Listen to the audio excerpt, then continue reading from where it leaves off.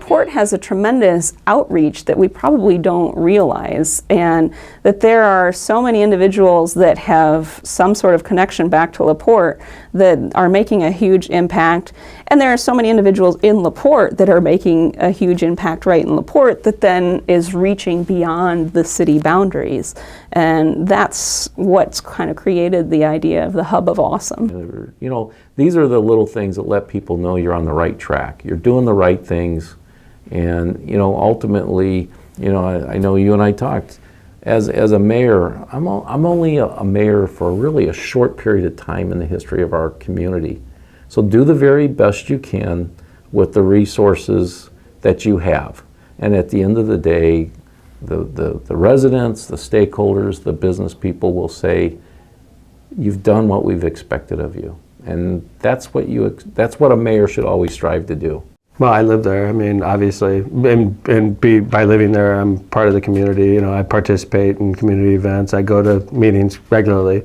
As a mayor, and I'm sure most mayors are, but I think it's not very often I miss things. You know, I look at my job more as my job is busier at nighttime, you know, after dinner than it is before breakfast. You know, I don't really see myself needing to be at the office at 8 a.m. in the morning, because I think it's more important that I'm out at 8 p.m. Talking to people.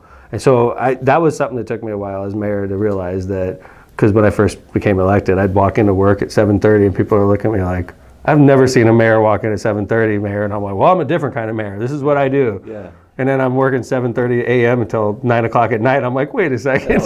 I could adjust my calendar a little bit. So I started getting to work later, and I work out in the morning. And then, although you can't tell, but, and then I work later at night. So that's my philosophy. So I guess to answer your question, I stay grounded because, you know, I participate after work. Now we've benefited from having people in the administration of all ages, folks who've been on the scene since before I was born, practicing their craft, whether it's in engineering or public works or parks or other areas of the city. Others who had never even considered public service before I asked them to serve, came in from the private sector, or like me, were pretty young and pretty new. So we've been able to build a really broad-based, diverse coalition of leaders, stepping up and taking the future of our city forward. But it's been great fun to not be the only young person in the mix, and to compare notes with some of the others. I always tell people we're a sleepy little community on the shores of Lake Michigan, and we're right smack in the middle of this huge industrial area, and that just throws people for a loop, saying, "Oh my Lord, you know what's that mean?" And but really, Whiting's, you know, we are a bedroom community of Chicago, whether we like it or not. We are a little bit of an isolated community on the shores of Lake Michigan, and we've had a real rich history, really based in the founding or the construction of the Standard Oil Refinery back in 1889. So we're a company town.